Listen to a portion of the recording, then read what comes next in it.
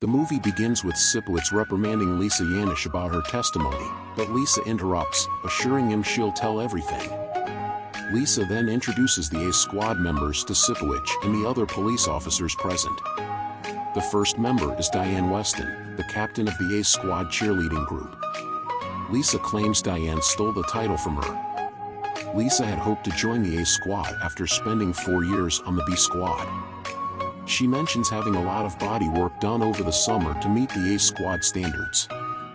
Lisa notes that the A Squad members are so close they even synchronize their monthly cycles, with some people calling them lesbians. The second member is Hannah Wald, whom Lisa describes as a devout Christian who doesn't speak much but is very attractive. The third member is Cleo Miller, whom Lisa says isn't genuine because she fakes her bra size and sees a therapist. Due to her obsession with Conan O'Brien, the fourth member is Kansas Hill, known for her sharp-tongued Kansas mother in prison for life after shooting her cheating husband in the hospital where Kansas was born, left Kansas to be raised by her grandparents. Lastly, Lucy is introduced as a geek extraordinaire with a genius IQ, but is obsessive-compulsive. The school year starts off typically with Principal Mr. Smith giving his usual dull pep talk.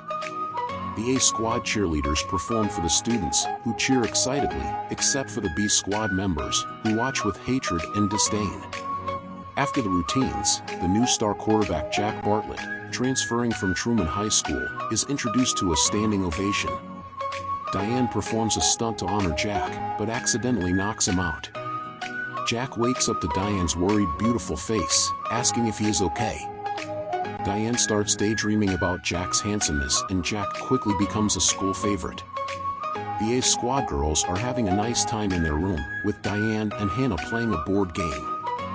Hannah then reveals that she probably isn't a virgin anymore because she had her first organizer at a church camp the previous summer. One time at band camp, I stuck a flute. Okay. Moving on.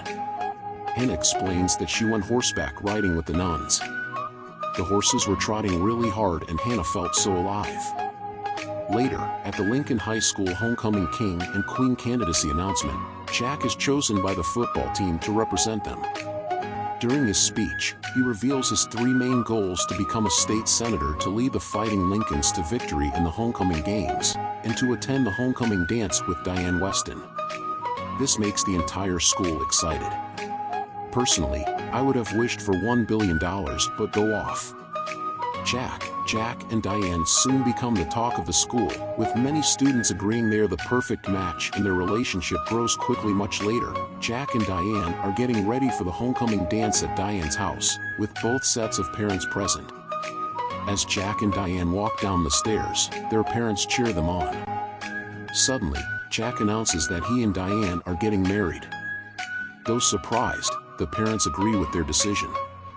Diane then reveals that the wedding will be held after she has had the baby. Jack's mom faints and Jack's dad declares that he doesn't want to see either of them again. Jack and Diane sit in Jack's GTO car outside the house, contemplating their options. Diane tries to motivate Jack, assuring him that they can overcome all obstacles, and by staying true to their commitments, they will be successful in the long run. Honestly, in this economy, raising a child is incredibly expensive. Diane informs the other girls in the A Squad about her pregnancy. Initially, the squad reacts with fury and concern each girl, expressing her own opinion. Cleo is confused, thinking Diane already had the baby, discarded it and returned to dancing. Kansas bluntly asks how much Diane needs for an abortion. Foreign. Hannah vehemently opposes this idea, suggesting her church can provide a place for Diane to stay during her pregnancy, after which the baby can be given to a family for care.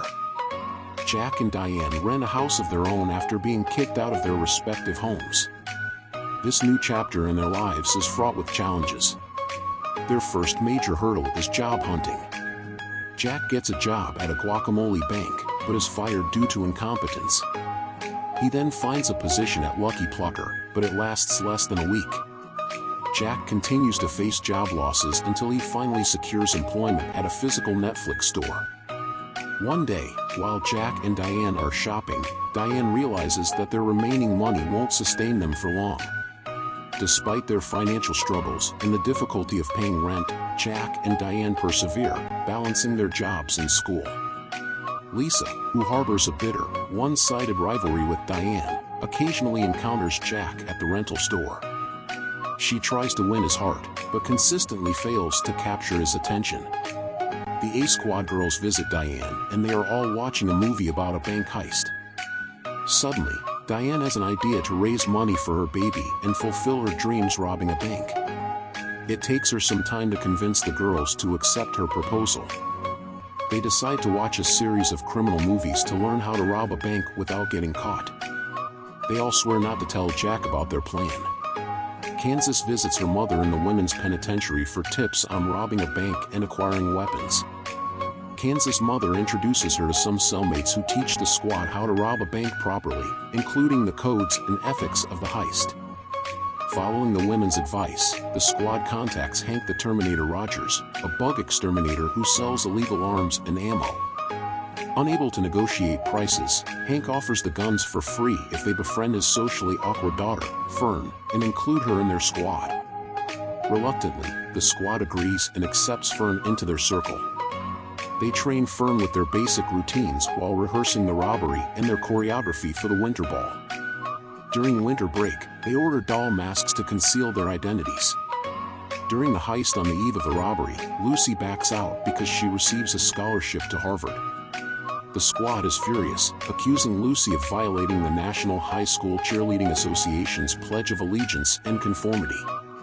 However, Lucy stands firm, saying she will turn in her pom-poms after Christmas. Fern volunteers to take Lucy's place in the heist, and the squad is happy again. At Christmas, Diane receives an engagement ring from Jack, learning he sold his GTO car to buy it. This forces the squad to find a new getaway vehicle, and Fern volunteers her father's work van despite its bad brakes. During their first robbery at a supermarket, Lucy returns to help. Lisa, present at the store, notices they use cheerleader stunts to cover the security cameras. The squad successfully robs the bank, almost shooting a customer by mistake, and escapes with armloads of cash. They celebrate by burning their costumes. The heist becomes a media sensation. Neither Diane nor her friends expect Lisa to suspect them until she and the B Squad confront them in the high school cafeteria, followed by the FBI. Diane and her friends are arrested and need an alibi.